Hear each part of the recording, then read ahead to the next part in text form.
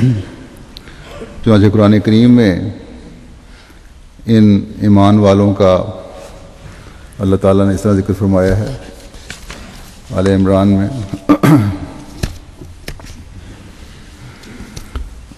دو آیتیں 173 اور 74. اللہ تعالیٰ فرماتا ہے الذین استجابوا للہ والرسول من بعد ما اصابهم القرح للذین احسنوا منہم واتقوا اجر عظیم، کہ وہ لوگ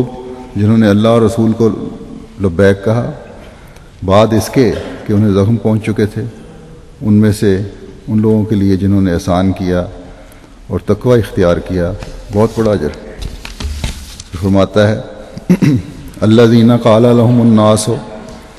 ان الناس قد جمعوا لكم فاخشوهم فزادهم ایمانا وقالوا حسبنا اللہ ونعم الوکیل، یعنی وہ جن سے لوگوں نے کہا کہ تمہارے خلاف لوگ اکٹھے ہو گئے ہیں بس ان سے ڈرو، تو اس بات نے ان کو ایمان میں بڑھا دیا اور انہوں نے کہا ہمیں اللہ کافی ہے اور کیا ہی اچھا کارساز ہے.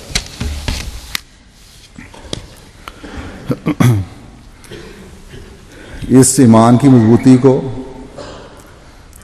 اور خدا تعالیٰ کی رضا کی خاطر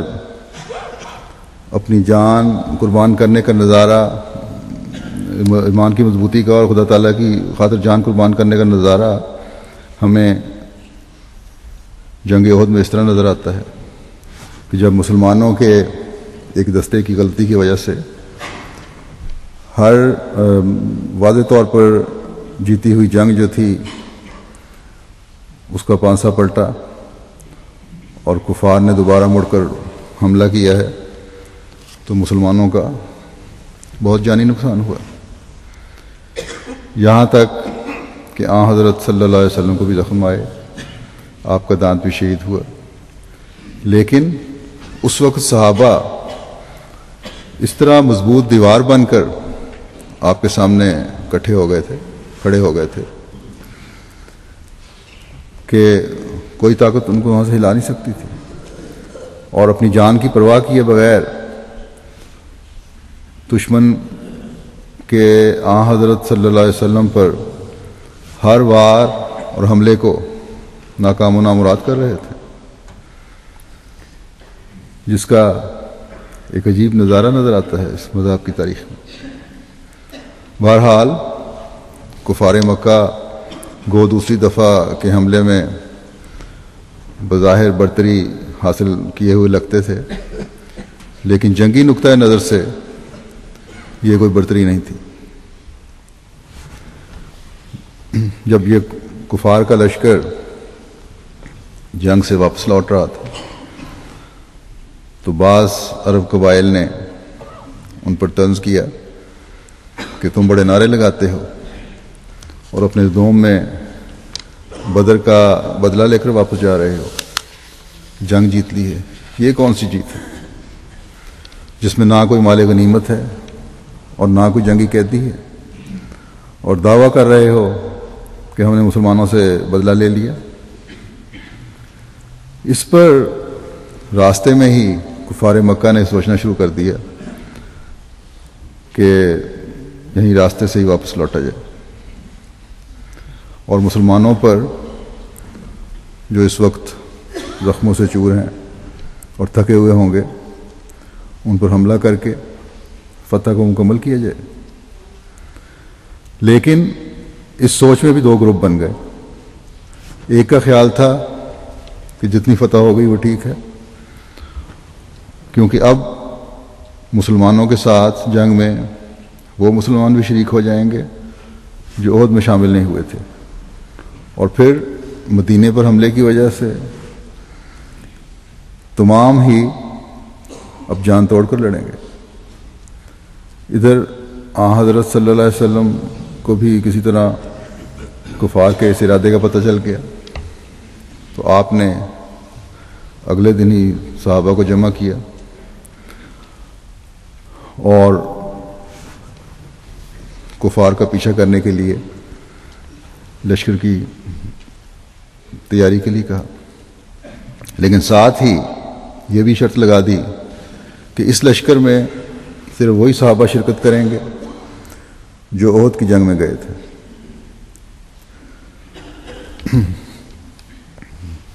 اب ان کی حالت کا اندازہ لگائیں، جو جنگ کی وجہ سے تھکے بھی ہوئے تھے اور زخمی حالت میں بھی تھے اکثر ان میں سے۔ چنانچہ 250 مسلمانوں کا یہ لشکر تشکیل دیا گیا جو مدینہ سے روانہ ہوا، اور یہ اس خوشی اور جوش سے نکلے تھے سب کے سب جیسے کوئی فاتح لشکر جو ہے دشمن کے تعاقب کے لیے نکلتا ہے۔ مدینہ سے 8 میل کے فاصلے پر آپ نے ہمراہ الاسد کے میدان میں ڈیرا ڈالا اور آپ نے حکم فرمایا صحابہ کو کہ 500 جگہ پر مختلف جگہ پر آگے روشن کر دو، اور یہ جب روشن کی گئیں تو دور سے ہی دیکھنے والوں کو مرعوب کرتی تھی۔ مسلمانوں کے اس لشکر کی کفار کو بھی کسی طرح اطلاع مل گئی، اور ابو سفیان اور دوسرے سرداروں نے اسی میں بہتری سمجھی کہ واپس مکہ لوٹ جائیں، اور کفار کے واپس چلے جانے کی جب اطلاع حضرت صلی اللہ علیہ وسلم کو ملی تو آپ بھی 1-2 دن ٹھہر کر مدینے واپس لوٹ آئے، اور فرمایا کہ کفار پر یہ رعب اللہ تعالیٰ نے قائم فرمایا ہے۔ اللہ تعالیٰ ان زخمیوں کی تعریف فرما کر جو قربانیوں کی اعلیٰ ترین مثال قائم کیے ہوئے ہیں، ان تقوی شعاروں کو اجر عظیم کی خوشخبری دیتا ہے۔ دوسری اہم بات یہ ہے کہ احد سے لوٹتے وقت ابو سفیان نے یہ اعلان کیا تھا اور چیلنج دیا تھا کہ آئندہ سال بدر کے مقام پر تمہاری جنگ دوبارہ ہوگی۔ حضرت صلی اللہ علیہ وسلم نے بھی اس چیلنج کو قبول کیا اور اعلان فرمایا کہ ٹھیک ہے آ جانا۔ بہرحال 4 ہجری میں حضرت صلی اللہ علیہ وسلم 1,500 صحابہ کا لشکر لے کر اس میدان کی طرف لشکر تیار کیا آپ نے، اور ادھر مکے میں ابو سفیان نے بھی 2,000 کا لشکر تیار کیا،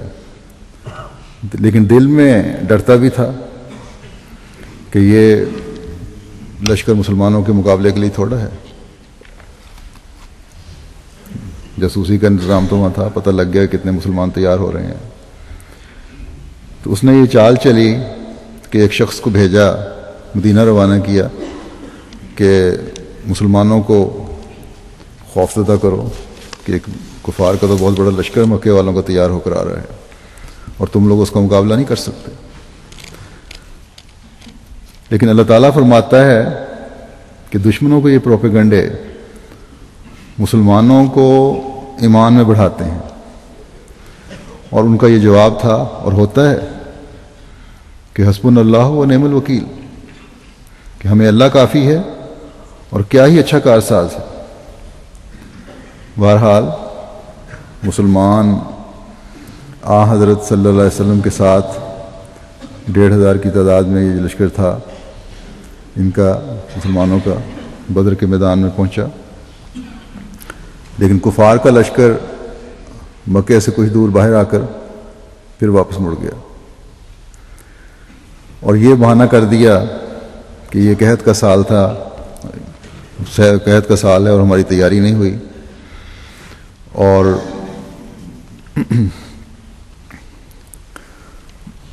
اگلے سال اچھی طرح تیاری کر کے ہم